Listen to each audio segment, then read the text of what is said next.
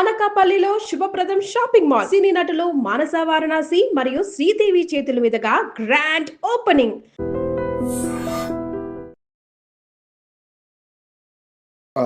మహానాయకుడు అని చెప్పేసి ఒక సినిమా చేశారు. అవును. అంటే ఇలా గాజులు అవును. కొట్టి correct. రెండు చేశాను. ఆ, కథానాయకుడు చేశాను, ఇంకోటి లక్ష్మీ ఎన్టీఆర్ చేశాను. రెండు చేశాను. రెండిట్లో అదే రోల్. రెండిట్లో వేరే వేరే వేరే role. ఇందులో ఒక ఆవిడ ఇలా గాజులు కొట్టి అలా ఏదో సంథింగ్ కూడా ఉంటుంది. అదేంటంటే రౌడీలు ఇలా వెళ్ళి కుర్చీలు లాగేసి ఎవరు ఇట్లా చేసింది అని చెప్పి ఆయన్ని కొట్టి అవును, చొక్కా చొక్కా పట్టుకొని పట్టుకొని, "చ్చా" అవును. అని బయటకు ఆ. లాగి కొట్టి అమ్మ కొట్టి కొట్టి పెట్టారు. చాలా అసలు అది కట్టు చెప్పిన 2 నిమిషాలు అరుచుకుంటూనే ఉన్నారు అందరూ. ఆ గోలలో అర్థం కాదనమాట ఒక్కోసారి అలాంటి సిచ్యువేషన్ చేసిన. బాలకృష్ణ గారి మొహం మీదకి వెళ్ళి ఇట్లా గాజులు పగలు కొట్టి ఆ సీన్ చేస్తున్నప్పుడు భయపడలేదా? భయపడుతుంటే ఆయన వచ్చి "నువ్వు వచ్చి ఉమ్మాయమ్మా" బా ఆయన చెప్పారు, ఇది ప్రామిస్, ఇట్లా వచ్చి నువ్వు పర్లేదు, ఎందుకంటే నాన్నగారి మీద అలా చేశారు, అప్పుడు నువ్వు వచ్చి చెయ్యి, ఇలా అలా నువ్వు భయపడుతూ చేస్తే సీను సరిగా రాదు, వచ్చి ఇలా అంటే ఇంకా ఆయన మీద ఇలా వెళ్ళి ఇలా కొట్టి, ఇద్దరు ఉంటాం ఆర్టిస్ట్లో, ఇలా పెట్టి చేసి మాట్లాడి అదంతా. కృషి గారు చాలా బాగా చేశారు అది. నిజం అసెంబ్లీకి వెళ్ళి అక్కడ ఏంటంటే పెద్ద ఆర్టిస్ట్ ఉన్నారు, మాట్లాడతారు, అది వాళ్ళ మర్యాద. నేను ఇక్కడ ఆగుతా, అది నా మర్యాద, అంతే, మాట్లాడారు కదా అని పక్కన వెళ్ళిపోయి కూర్చొని అసలు అలా చేస్తే వాళ్ళకి ఇష్టపడరు అనమాట. వాళ్ళు అంటే అబ్వియస్లీ అసలు ఛాన్సే లేదు. అసిస్టెంట్స్ వచ్చి చెప్తారు మీరు పక్కన వెళ్ళి కూర్చోండి అని చెప్తారు, వాళ్ళ దాకా రాదు అది. అంత పెద్ద ఆర్టిస్ట్ ఆ మాట అన్నాడు మేడం, నేను కింద నుంచి షాక్ లో ఉండిపోయాను. అవునవును అన్నారు, ఈ మాట చెప్పారు. సినిమా కోసం, సినిమా కోసమే అఫ్ కోర్స్. వాళ్ళ ఇప్పుడు సీనియర్ ఎన్టీఆర్ గారి మీద అలా చేశారు, సో మీరు అలా చేయండి, మీరు ఎలా ఎంత చేస్తే ఆ సీన్ అంత బాగా వస్తుంది అని చెప్పారు. మిమ్మల్ని పేరు పెట్టి కూడా పిలిచారంట. మాధవి అంటారు, అంటే గుర్తుపడతారు, కొంతమంది గుర్తుపడతారు. ఇండస్ట్రీలో నిజంగా గుర్తుపట్టినట్టు నటించి పక్కకి వెళ్ళిపోయే వాళ్ళు ఉంటారు. వాళ్ళని ఏం చేద్దాం, మనకి ఎందుకు అవన్నీ పద. Next question. బాలకృష్ణ గారు అంత మనిషి అంత ఫ్రీగా అంత అవసరం లేదు. ఆయన చాలా బాగా ఉంటారు, చాలా బాగా మాట్లాడతారు. అంటే మనం చూసేది ఇంతే కదా, ఇంతలో చాలా బాగా ఉంటారు. మనం ఎలాంటి మనిషి, ఎలాంటి వ్యక్తి అని మనం ఒక థీసెస్ రాయట్లేదు కదా ఆయన మీద, సో మనతో ఉన్నది చూసుకుంటే సరిపోతుంది. అది ఫైనల్ క్వశ్చన్ మేడం, చివరికి వచ్చేసాము.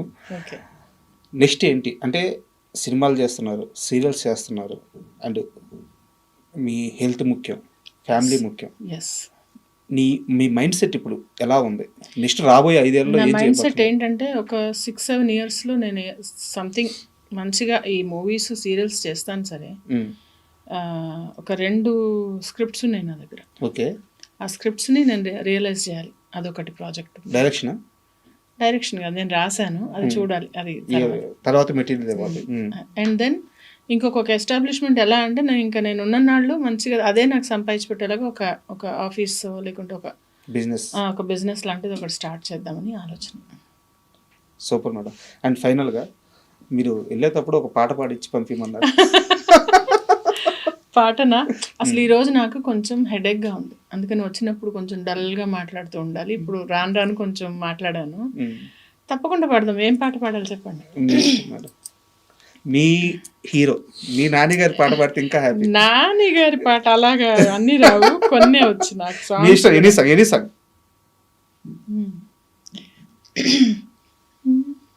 మనసా నువ్వుండే చోటే చెప్పమ్మా, మనసే నీకేదో చెప్పాలందమ్మా, నిన్న మొన్న ఈ వైనం నాలో లేదమ్మా, ఈరోజేదో ఆనందం చంపేస్తోందమ్మా, ఓ సోనా వెన్నెల సోనా నేనంతా నువ్వయ్యానా, నీ రూపు రేఖల్లోనా నేనుండి పోనా, మనసా నువ్వుండే చోటే చెప్పమ్మా, మనసే నీకేదో చెప్పాలందమ్మా, నిన్న మొన్న ఈ వైనం నాలో లేదమ్మా, నీ రోజేదో ఆనందం చంపేస్తోందమ్మా. Super madam. Acting, singing, drawing, motivation classes, ఏదో అలా ఖాళీగా ఉన్నప్పుడల్లా బుర్రలు తినకుండా ఇలాంటివి చేసుకుంటూ ఉంటే సరిపోలే, ఇంకోళ్ళని ఇబ్బంది పెట్టకుండా. Super madam. అంటే చాలా ఇంటర్వ్యూలు చేశాను కానీ నాకు ఏంటంటే ఇది నాకు ఇంటర్వ్యూ కాకుండా మీతో కన్వర్జేషన్ కావాలనుకుని కూర్చున్నాను. సో నా పర్సనల్గా నేను చాలా హ్యాపీ అండ్ ఇంటర్వ్యూకి ఒప్పుకున్నందుకు కూడా చాలా చాలా thank you so much.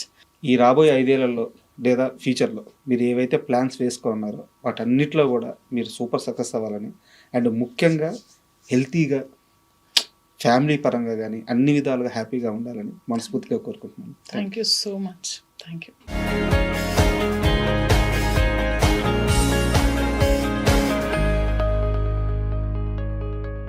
And for more videos, Please subscribe to iDream. Please subscribe to iDream. Please subscribe iDream. And please subscribe to iDream. For more videos, subscribe to iDream. please like, share, and subscribe to the channel. Congratulations, iDream. Subscribe to iDream. Subscribe to iDream. So, subscribe to iDream Media. iDream team andarki huge congratulations. Please subscribe iDream Media. Please subscribe to iDream. Subscribe iDream. Please subscribe to iDream. iDream అంటే నా కళల ఛానల్ను subscribe చేసుకున్న నోరు తిరుగుతలేదు, మీరైతే గంట గుర్తు కొట్టండి. For more such videos, please subscribe to iDream. Subscribe to iDream. Please subscribe to iDream. Please subscribe iDream Media. Please do subscribe to iDream. Please subscribe to iDream Media. For best entertainment and information, please subscribe iDream. And don't forget to subscribe to iDream. ఒక నిరాసక్తి కానీ కనిపిస్తూ ఉంది. నిజంగా మనస్ఫూర్తిగా 100కి 100% industry మీద ప్రేమతోనే continue అవుతున్నారా, ఇక్కడ నుంచి బయటికి వెళ్ళలేక కంటిన్యూ అవుతున్నారా? అంటే అది ఇండస్ట్రీ మీద ప్రేమతోనా లేకుంటే ఇంట్రెస్ట్తోనా అని కాదు. It is like my job. ఒక స్టేట్ బ్యాంక్ ఆఫ్ ఇండియాలో మా ఫాదర్ వర్క్ చేసేవాళ్ళు. ఆయన రిటైర్ అయ్యే వాళ్ళకు వర్క్ చేశారు, రైట్? రిటైర్ అయ్యే వరకు వర్క్ చేసుకుంటూ వెళ్ళారు. ఇప్పుడు నేను కూడా ఇండస్ట్రీలో వచ్చాను. ఇక్కడి నుంచి బయటకు వెళ్ళి మళ్ళీ if I have to earn, నేను ఒక ట్రైనింగ్ వెళ్ళి మళ్ళీ స్టార్టింగ్ నుంచి నేను స్టార్ట్ చేయలేను. ఆల్రెడీ ఎక్స్పీరియన్స్ ఉంది, యాక్టింగ్ వచ్చు, బాగానే చేస్తాను, వస్తున్నాయి, రాకుండా ఏం లేవు అవకాశాలు. మనం అనుకున్నవి రావు, అంతే కదా. ఇప్పుడు సపోజ్ మీరు ఒక 50,000 జీతం కావాలనుకుంటారు, మీకు 20,000 వస్తుండొచ్చు. కానీ అలా అని మీరు 20,000 తెచ్చుకోవడం మానరే, 50,000 కోసం ట్రై చేస్తూ ఉంటారు. సిమిలర్గా నాకు పెద్ద రోల్స్ కావాలి, పెద్ద టైటిల్ కార్డ్ రోల్ కావాలి అని ప్రతి ఒక్కళ్ళకు ఉంటుంది, ప్రతి ఆర్టిస్ట్కి ఉంటుంది. కానీ అక్కడ దాకా రావడం అనేది ఒక journey. It's a very long journey. So I'm in the process and I'm still doing it. నాకు డిసింట్రెస్ట్ లేదు. కొన్ని అంశాల పట్ల డిసింట్రెస్ట్ ఉంది. అంటే డిసింట్రెస్ట్ అంటే కొన్ని అంశాల పట్ల నాకు డిసప్పాయింట్మెంట్ ఉంది. డిసింట్రెస్ట్ కాదు, డిసప్పాయింట్మెంట్ ఉంది. అవి కంప్లైంట్ కూడా చేయనండి నేను, ఎందుకంటే ఎవరు వింటారు కంప్లైంట్స్? ఎవరు దాన్ని సరి చేయాలి? ఇదే ఒక స్ట్రక్చర్ ఉండే ఇండస్ట్రీ కాదు కదా. This is the only place where మొత్తం సిస్టమాటిక్గా ఉంటుంది, అలానే లేకుండా కూడా ఉంటుంది. So funny thing. కానీ ఐ డోంట్ రిఫార్మ్ ఎనీథింగ్. నా దగ్గర వచ్చినవి, నా దగ్గర ఉన్నవి, నా చుట్టుపక్కల ఉన్నవి చూసుకుంటూ, నా ఇల్లు చూసుకుంటూ నేను ముందుకెళ్ళిపోతే ఐఎమ్ హ్యాపీ.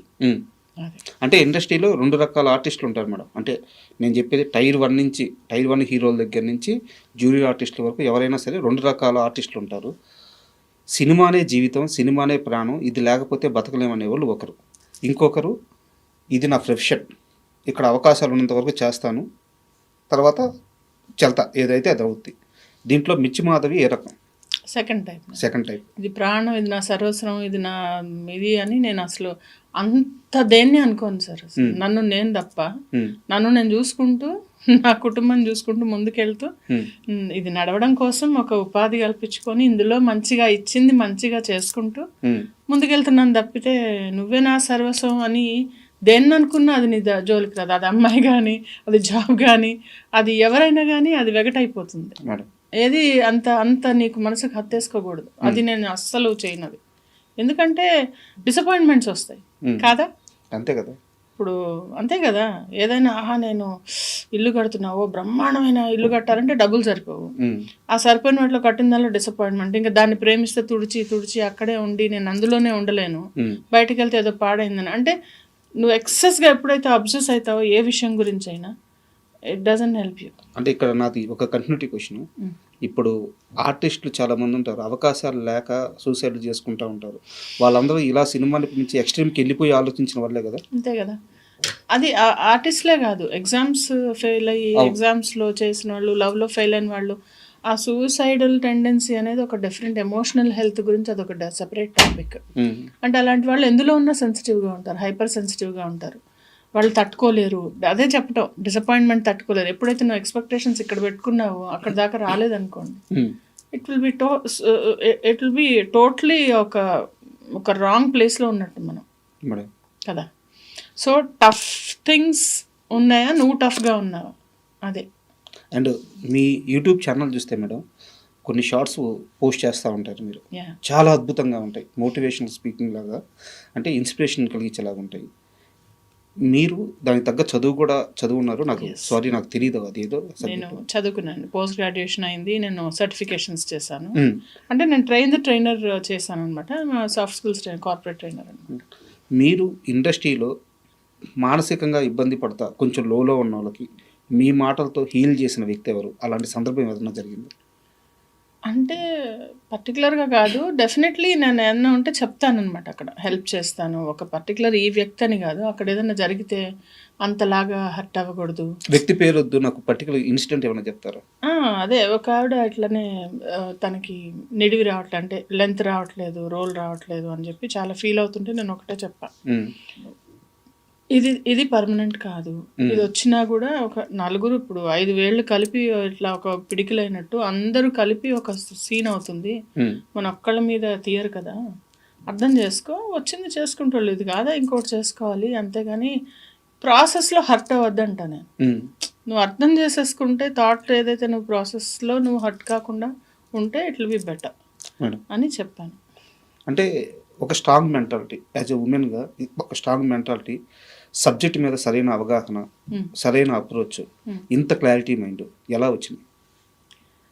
ఎలా వచ్చిందంటే సిచ్యుయేషన్స్ తెచ్చాయి, నేర్పించింది, సిచ్యుయేషన్స్ నేర్పించాయి. చిన్నప్పుడు పెళ్లి కావటం, మంచి క్వశ్చన్ ఇది, చిన్నప్పుడు మ్యారేజ్ అవటం, అర్థం కాకపోవటం, మనం ఇలా ఉంటే వాళ్ళు అలా ఉన్నారేంటి, లేకుంటే అదేంటి అనే క్వశ్చన్స్ చాలా వచ్చాయి నాకు at my early start of my career. జాబ్లో సడన్గా బాగున్న వాళ్ళు సడన్గా మనుషులు మారిపోయేవాళ్ళు, ఎలాగో ఉండేవి రిలేషన్షిప్స్. సో స్లోగా నేను అర్థం చేసుకుంటూ చూసుకుంటూ, ఓహో ఇది ఇలా ఉంటుందా తెలుసుకుంటూ అలా అర్థమైంది.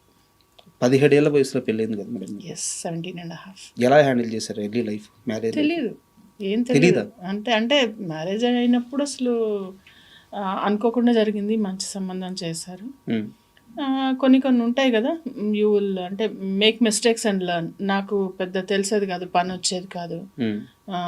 మా ఇంట్లో వాళ్ళు చాలా ఆర్థడాక్స్, చాలా క్లెన్లీనెస్ ఎక్కువ, నాకేం వచ్చేది కాదు, ఏం చేయడం వచ్చేది కాదు, వంట వచ్చేది కాదు, ఏం రాదు అసలు. జాబ్ చేసుకునేదాన్ని, వచ్చేదాన్ని, అలా ఉండేదాన్ని. తర్వాత చిన్నగా ఒక 4-5 ఏళ్ళు పట్టింది నాకు అది మళ్ళా తిప్పుకొని సరిగ్గా సెట్ అవ్వడానికి. అంటే వంట గురించి ప్రస్తావన తీసుకొచ్చారు కాబట్టి ఒక క్వశ్చన్, ఒక స్టార్ హీరోతో పులిహోర కలిపించారంట మీరు? కలిపించలే, ఏం లేదు, నేను తీసుకెళ్ళింది అందరికి ఇస్తాను యాక్చువల్లీ. తర్వాత వంటలు బాగా చేస్తాను, నేను అంతా క్యారీ చేసుకుంటాను. అంటే నాకు ఫుడ్ కొంచెం ప్రాబ్లం వల్ల, గ్యాస్ట్రైటిస్ వల్ల నేను ఇంటి నుంచి ఫుడ్ క్యారీ చేస్తాను.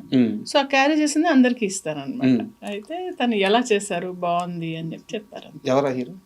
వద్దు, పేర్లు వద్దు, మళ్ళీ మీకు తమ్నైల్స్ తీసుకుంటారు, వద్దబ్బా, దండం మీకు. ఓకే, మీ ఫస్ట్ మూవీ ఒంటరి, గోపీచంద్ గారి సినిమా.